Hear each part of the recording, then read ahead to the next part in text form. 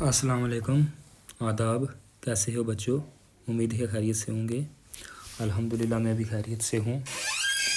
تو کل ہم نے پڑھا تھا صبح کا ترانہ، اس کی انٹروڈکشن یعنی کہ تعارف، اور شاعر اسماعیل میرٹھی کی زندگی کے بارے میں اور ان کا تعارف۔ تو آج ہم پڑھیں گے اشعار کی تشریح، کیونکہ جب تک ہم کو اشعار کی تشریح نہیں آئے گی تب تک ہم کو پتہ ہی نہیں چلے گا ایسے رٹنے کا، ایسے شعر یاد کرنے کا زبانی کوئی مطلب نہیں ہے جب تک ہم کو سمجھ نہیں آئی۔ تو چلیے ہم ایک ایک بند سمجھتے ہیں۔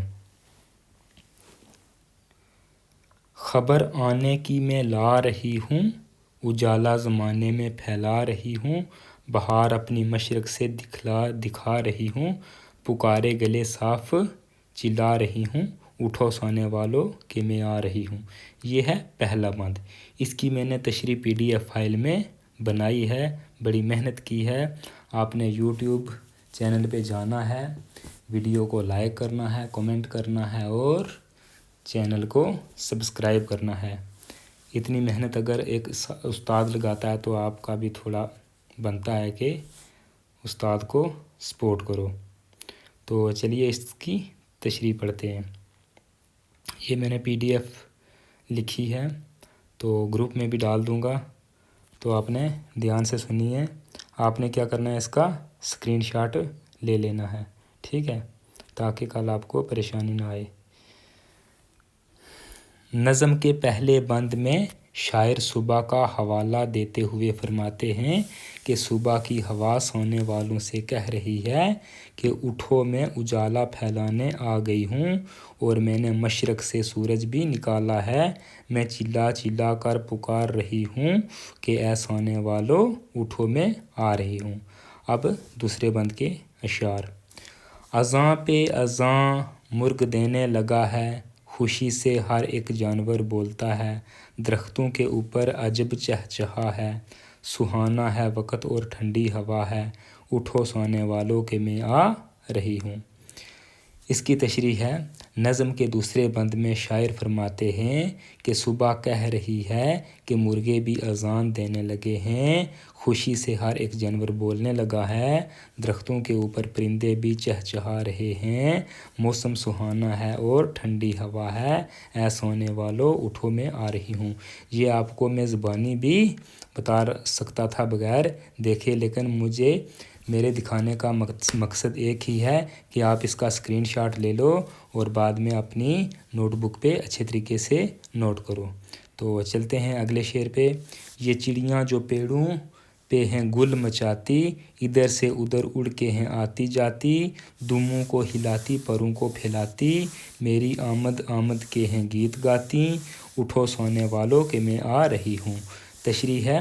صبح کہہ رہی ہے کہ یہ جو چڑیاں پیڑوں پر شور مچا رہی ہیں اور ادھر ادھر جا رہی ہیں، اپنی دموں کو ہلا رہی ہیں اور پاؤں کو پھیلا رہی ہیں، یہ دراصل میری آمد کے گیت گا رہی ہیں، اے سونے والوں اب تو اٹھو، میں آ رہی ہوں۔